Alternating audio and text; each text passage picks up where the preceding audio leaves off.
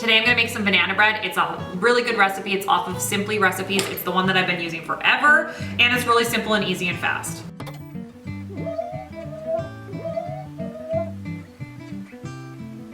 Okay, preheat your oven to 350 while you mix all of this together.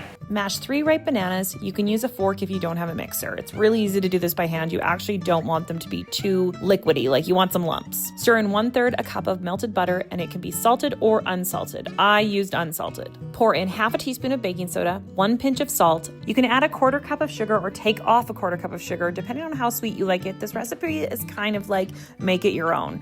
I do like to do a 1/4 cup of brown sugar and a 1/4 cup of white sugar myself. I just find that that's like the perfect level of sweetness for me. Crack 1 egg and add 1 teaspoon of vanilla extract. Now you're gonna mix it. Next, pour in 1½ cups of all-purpose flour.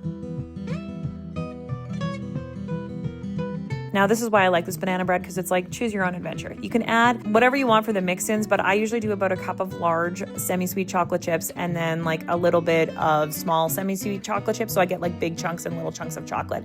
And then I like nuts, so I do 1/2 cup of walnuts, but again, if you have a nut allergy, whatever, you can omit that. Next, pour in your batter into a greased baking pan and spread it out evenly. The recipe recommends an 8x4-inch loaf pan. Now, if you want, you can add some chocolate chips on the top and sprinkle on some nuts if you're doing the nuts version.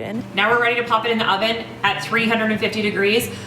It says the recipe calls for 55 to 65 minutes. I always set my timer for 55 minutes and then like poke it with a toothpick and make sure, because if your oven's a little hotter, you're gonna overcook it, overbake it. I'm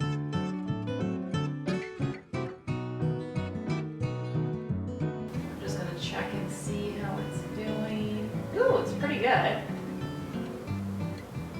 Oh, I think it's good. Okay.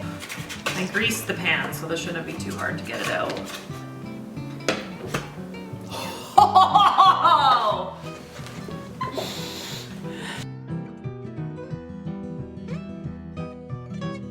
It's delicious, you guys. It's a soft, it's very fresh. I would wait a little bit longer than I did to cut into it because it's a little bit gooey, but it's so good. I love the nuts in it. I think it makes a big difference for texture. There's a bug.